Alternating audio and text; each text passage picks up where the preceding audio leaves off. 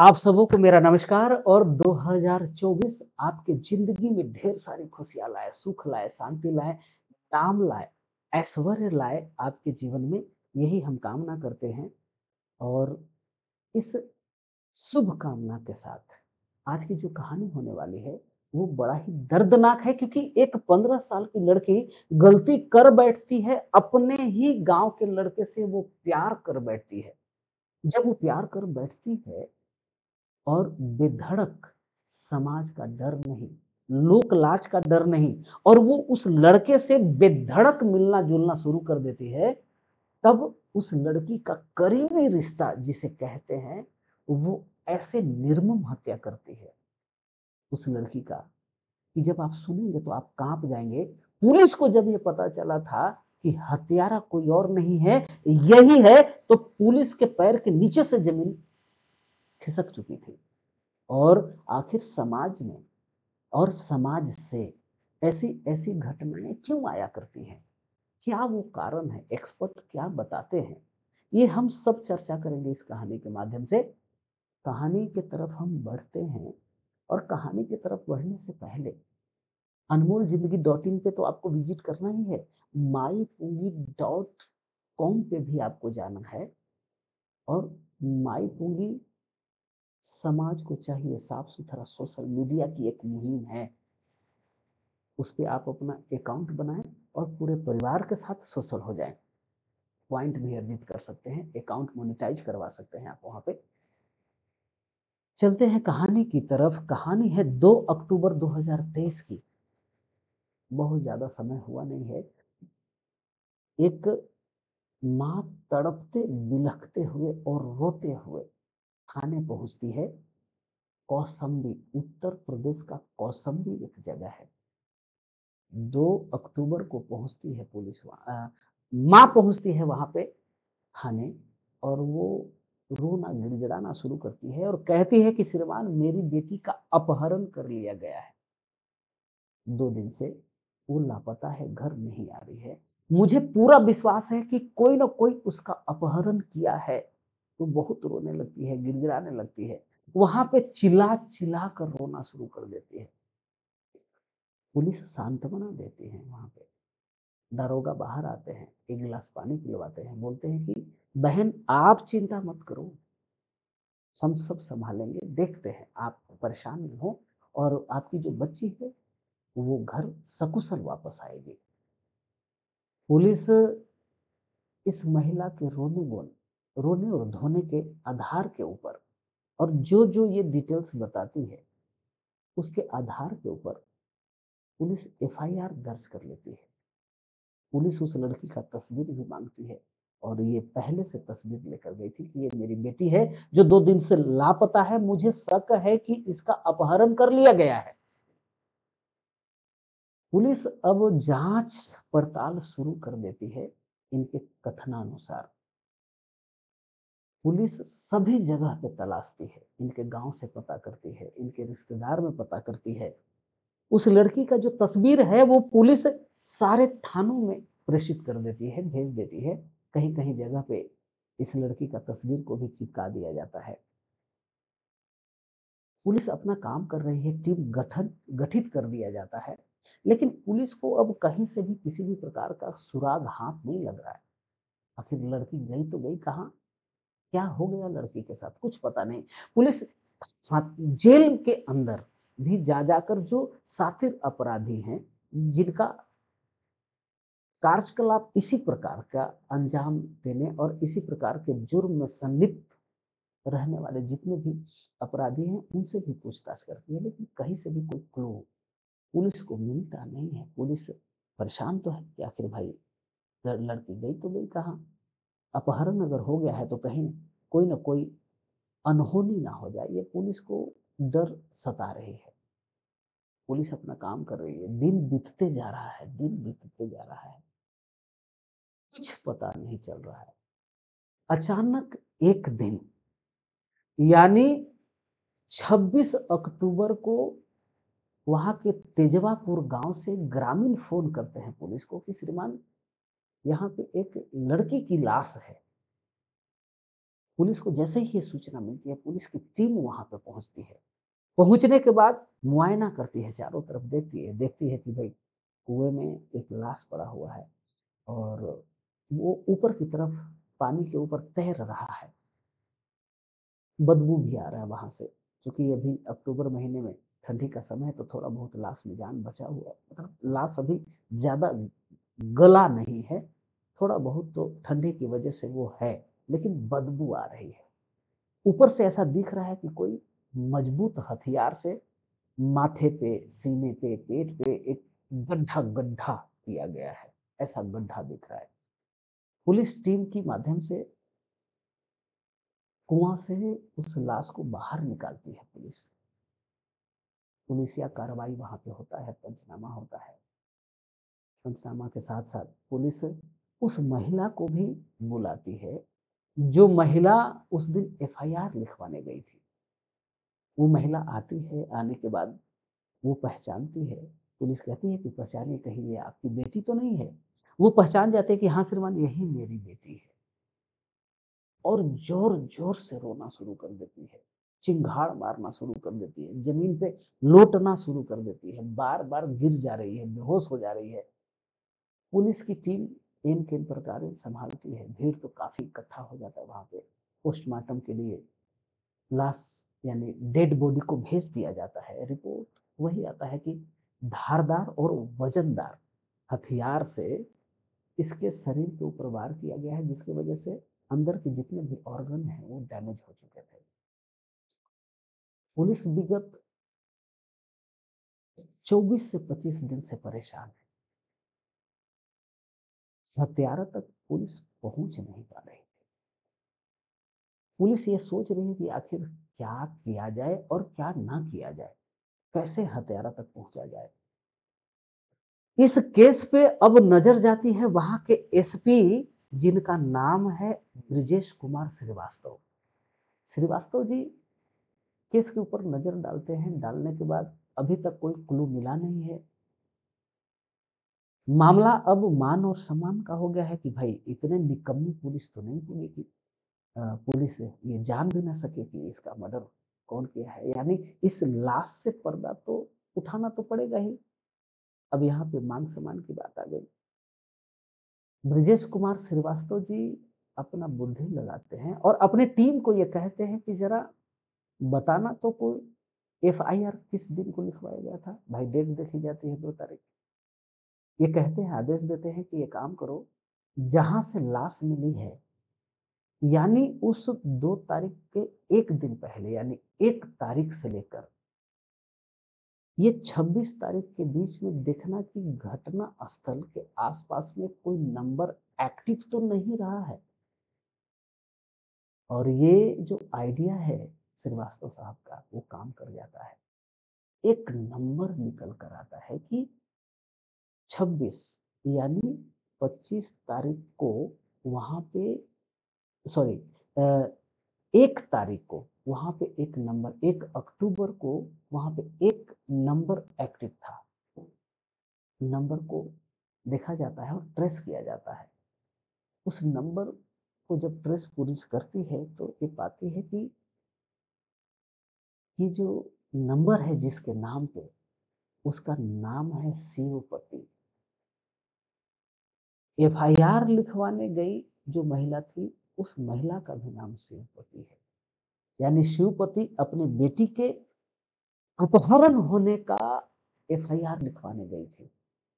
Police आनंद फानंद में अपना team लेकर शिवपति के घर पहुंचती है और वहीं से शिवपति को उठाती है, वैन में डालती है और सीधे थाने लेकर आ जाती है। थाने लेकर आने के बाद पूछताछ शुरू कर देती है। शिवपति चिल्लाना शुरू कर देती है कि साहब आप लोग तो मेरी बेटी को जिंदा ढूंढ नहीं सके और आप आज हमें उठा कर लेकर आ रहे हैं। ऐसा मैंने क्या कर दिया है? मैं तो अपनी बेटी के दुख में खुद से परेशान हूं और आप हैं कि और परेशान कर रहे हैं। पुलिस अपने हिसाब से पूछताछ कर रही है, लेकिन यही राग अलाप रही है शिवपति कि मैं अपनी बेटी का कत्ल क्यों करूंगी। महिला अधिकारी आती है। महिला अधिकारी अपने हाथ को इस प्रकार से खोलने के बाद एक तमाचा कान के नीचे लगाती है शिवपति का। शिवपति को ऐसा लगता है कि आंखों के सामने अंधेरा छा गया, कान में ऐसा लग रहा है कोई सरिया गरम डाल दिया हो, गाल लाल हो जाता है। इसके बाद एक तमाचा के बाद दूसरी तीसरी, इसे ऐसा लग रहा है कि तमाचा नहीं आग बरस रहा है, बिलबिल आ जाती है। महिला अधिकारी कहती है कि शिवपति सही तरीके से बता, नहीं तो तेरी जिंदगी नरक कर दी जाएगी। यही कहीं कांप जाती है, तेरे नाखून हाथों से उखाड़ लिए जाएंगे, पैरों से उखाड़ लिए जाएंगे अगर तूने सही जवाब नहीं दिया तो। तू उस दिन उस कुएं के पास क्या कर रही थी? तेरा मोबाइल एक्टिव था, वो क्या कर, कहां थी उस दिन? तेरा नंबर वहां पे कैसे गया? क्या कर रही थी? अब ये शिवपति यहाँ पे टूटती है, कहती है कि अब मारिएगा नहीं, मैं बताना शुरू करती हूँ। एक्चुअली में मेरी जो बेटी है, वो बेटी गांव के लड़के से प्यार करती है। बहुत मना किया, लाख समझाया, मानती नहीं, गाहे बगाहे उसके घर चली जाती थी, कहीं और मिलने चली जाती थी। बस जब भी देखो तो उस लड़के के आगे पीछे करती थी। एक दिन हम लोग बाहर गए हुए थे, जब घर में आए तो देखे कि वो आपत्तिजनक यानी बगैर कपड़े के बस एक दूसरे में लिपटे हुए हैं दोनों। देखते ही मेरा दिमाग खराब हो गया सर। लड़का तो जैसे तैसे करके भाग गया, ये बिना कपड़े के वहीं पे मुड़ी आंख में आंख डाले हुए खड़ी थी। मैंने उसी दिन सोच लिया कि बस अब इसको समाज में ही नहीं, इस धरती पे जीने का कोई हक नहीं है, बस मार डालूंगी। श्रीमान नाक कटवा दे समाज में। थोड़ा बहुत बचा था, समाज में जीना है, सामाजिक व्यवस्था है, जात है, पात है, ऊंच है, नीच है, कैसे जी पाते? एक लड़की की शादी भी करनी है, कैसे बर्दाश्त करूं? लाख समझाने पे वो समझी नहीं।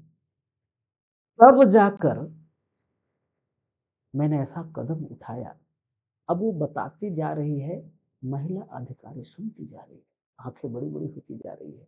वहां पे जितने भी पुलिस के जो टीम खड़े हैं वो सब परेशान होते जा रहे हैं। दोस्तों, स्वाभाविक है कि समाज में जो लड़के हैं, अगर वो 12 साल, 14 साल, 15 साल, यानी जैसे जैसे उम्र उनकी बड़ी होती जाती है, लड़कियों की भी उम्र जैसे जैसे बड़ी होती जा रही है, अपोजिट सेक्स के बारे में जानने की इच्छाएं जागृत हो जाती है। लड़का लड़की के बारे में जानना चाहता है और लड़की लड़के के बारे में जानना चाहता है। उन लोगों को समाज के जो रीति रिवाज बनाए गए हैं, जात पात, ऊंच नीच, भेदभाव से किसी भी प्रकार का लेना देना नहीं है। और उन्हें तालीम यानी एजुकेट भी तो नहीं किया जा रहा है कि जब आप बड़े हो जा रहे हो तो ये इच्छाएं जागृत होंगी अपोजिट सेक्स के बारे में जानकारी के लिए, उसके बारे में जानना होगा, उसके शरीर के बारे में जानने की इच्छाएं होगी। लेकिन ऐसी व्यवस्थाएं समाज में, ना स्कूल में, ना सोशल मीडिया पे, कहीं पे भी खुलकर जानकारी नहीं दी गई है, जिसकी वजह से टीनेजर जो हैं, जो बड़े होते जा रहे हैं, वो अनेक अनेक प्रकार के भ्रांतियों में, गुप्त बीमारियों से ग्रसित होते जा रहे हैं। वो गलतियां कर देते हैं, कानून को वो जान नहीं पाते, कौन कौन सी धाराएं लग जाएंगी अगर ऐसा कदम उठाया जाए। बालिग होते नहीं हैं और बाकी के चीजों की जानकारी की ललक उनके अंदर समा जाती है। ये बात ऐसे एक्सपर्ट कहते हैं। बस हमारा लोक लाज हया शर्म सामाजिक संरचनाओं से घिरा पड़ा है, लेकिन कहीं पे भी व्यापक तरीके से इन तमाम चीजों से निपटने के लिए, ऐसे आपराधिक जो भावनाएं डेवलप हो जाती हैं, उनसे निपटने के लिए ऐसे कहीं से भी कोई ऐसा ज्ञान नहीं दिया जाता, स्कूलों में भी नहीं। क्योंकि यहाँ पे सेक्स के बारे में बोलना गुनाह होता है। बाप अपने बेटी को, बेटे को, माँ अपने बेटे को, बेटी को, ये सब के बारे में नहीं सिखाते। यहाँ तक कि बात करना भारत में एक लोक लाज और हया का एक दीवारें खड़ी हुई है, जबकि जानकारी होना अति आवश्यक है। बच्चे एक दूसरे के बारे में जान सके, शरीर की संरचनाओं के बारे में जान सके, उसको टच करने या उसका उसके तरफ भागने से क्या-क्या घटनाएँ घट सकती हैं, क्या-क्या हो सकता है, कौन-कौन सी बीमारियाँ लग सकती हैं, किस प्रकार के मानसिक संतुलन भी बिगड़ने की संभावना है या अच्छा होने की संभावनाएँ हो जाती हैं। इस प्रकार की कहीं पे भी जानकारी नहीं है। दोस्तों, आप तमाम लोगों से मेरा निवेदन है कि इस वीडियो को आप ज़रूर अपने परिवार में, अपने समाज में, अपने दोस्तों में शेयर ज़रूर करिएगा, क्योंकि ये बहुत ज़रूरी है कि अबाउट सेक्स की जानकारी होनी चाहिए। इसमें आपको राय भी बताना है कि जो बच्चे बड़े होते हैं उनको बताने की आवश्यकता है, एजुकेट करने की आवश्यकता है या नहीं है। सरकार भी इसके लिए व्यवस्था अपने स्कूलों में करे, ताकि वो जान जाए, कोई भी चीज़ छुपा हुआ ना रहे, ताकि बच्चे ज अनजाने में जानने की ललक से वो अपराध कर बैठते हैं और ये इस प्रकार की घटनाएँ घट जाती हैं। तो यहाँ पे बढ़ते हैं आगे कहानी की तरफ कि शिवपति देवी जो-जो बताते जाती है, पुलिस के पैर के नीचे से ज़मीन खिसकती जाती है। वो कहती है कि उस दिन बगैर कपड़े के मेरी बेटी एकदम से उस लड़के के साथ लिपटी थी। उसी दिन मैं समझ लिया था कि बस अब इसको जीने का हक नहीं है। एक दिन एक दिन क्या, उस 1 अक्टूबर की रात को उस लड़के से मिलकर ही आई थी। मैंने देखा जैसे ही वो आंगन में आई, मेरा दिमाग खराब हो गया। मैंने अपनी बेटी को आवाज़ दिया, एक और बेटी है, उसको मैंने बोला कि बेटी ज़रा पकड़ो इसको। बहू को आवाज़ दिया, मीरा, जिसका नाम मीरा है। मीरा को आवाज़ दी, वो भी आई और एक तरफ वो पकड़ी। आंगन में ही कुल्हाड़ी रखा हुआ था साहब। बस उठाया और सीधे माथे पे एक कुल्हाड़ी मार दिया। कुल्हाड़ी उसके माथे के अंदर धँस गया। निकल ही नहीं रहा। निकाल कर ज़बरदस्ती निकाला, फिर उसके बाएँ सीने पे एक कुल्हाड़ी, फिर दाहिने सीने पे एक कुल्हाड़ी और जहाँ भी मन किया, ये 3 कुल्हाड़ी में तो वो गिर गई थी। मेरी बेटी ने भी रॉड वहीं पे रखा हुआ था, उसे उठाकर उसके माथे पे 4 से 5 रॉड उसने भी मारी थी। मुझे जहाँ मौका मिला, क्योंकि मैं बर्दाश्त नहीं कर पा रहा था कि मेरा जो इज़्ज़त है समाज में, वहाँ पे मेरा इज़्ज़त ये उछालने पर तुली थी। कुल्हाड़ी से ही हमने मारकर उसे वहीं पे खत्म कर दिया साहब। जब वो मर गई तो बोरे के अंदर डाला और डालकर बोरा को और सीधे रात के अंधेरे में लेकर गया, उस कुएं के अंदर हम लोगों ने डाला।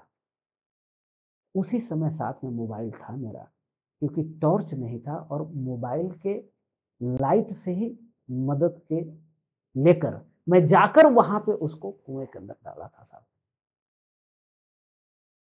ये जब पुलिस सुनती है तो पुलिस हैरान हो जाती है। ये शिवपति देवी के कथनानुसार पुलिस एक और बेटी को गिरफ्तार करती है। निशानदेही पर पुलिस वो बोरा, जिस बोरे में लाश को डालकर फेंकने गए थे, वो बोरा भी खाली करके, यानी लाश को कुएं के अंदर डालने के बाद शिवपति देवी घर में लाकर छुपा कर रखी थी। वो बोरा भी पकड़ में आता है, कुल्हाड़ी भी जब्ती हो जाती है, वो रॉड भी जब्ती हो जाता है, बेटी की गिरफ्तारी हो जाती है। मीरा जो बहू है वो अभी तक फरार है, पुलिस उसकी तलाश कर रही है। पुलिस शिवपति को और बेटी को, जो मारने में सहयोगी थी, दोनों को कोर्ट में पेश करने के बाद जेल में डाल देती है। आगे की कार्रवाई चालू है, यानी शिवपति का जो जिंदगी है वो नरक तो हो ही गया। समाज में नाक बचाने की वजह से कमियां हैं, अपने बच्चों को बताने की आवश्यकता है कि बच्चे जब आप बड़े हो रहे हैं तो आखिर क्या है। अट्रैक्शंस तो प्राकृतिक देन है, एक दूसरे अपोजिट सेक्स के बारे में हो जाता है, लेकिन बताने की आवश्यकता है, सजग करने की आवश्यकता है, कानून भी बताने की आवश्यकता है कि सजाएं कितनी दर्दनाक हो जाती हैं। अब तो मौत भी होने वाली है नए कानून के हिसाब से। 302 के तहत धारा 302 यानी पुराना ऐसा था कि भारतीय दंड संहिता की धारा 302 के तहत शिवपति पे अब केस चल रहा है। लेकिन अभी कानून बदल रहे हैं, तो बदल चुके हैं। अब भारतीय दंड संहिता की जगह पे अब भारतीय न्याय संहिता 302 के तहत केस चालू है। न्यायालय क्या सजा सुनाती है शिवपति को, वो न्यायालय समझेगी। लेकिन दोस्तों, आज की जो कहानी है उससे ये सीखने को मिलती है कि अपने बच्चों को संभालने की आवश्यकता है, उन्हें ज्ञान देने की आवश्यकता है। जैसे वो बड़े होते हैं, एक दूसरे के बारे में जानने की इच्छाएं जागृत होती है। अगर पेरेंट्स उनको सही सही समय पे गाइड करें तो वो रास्ते नहीं भटकेंगे, सामाजिक संरचना के हद में रहेंगे, जाति व्यवस्था के हद में रहेंगे, अपने हद में वो रहेंगे। इस वीडियो को आप जरूर शेयर करेंगे अपने दोस्तों में। शेयर करना आपका कर्तव्य बनता है। बस आज की कहानी में बस इतना ही। जय हिंद, जय भारत।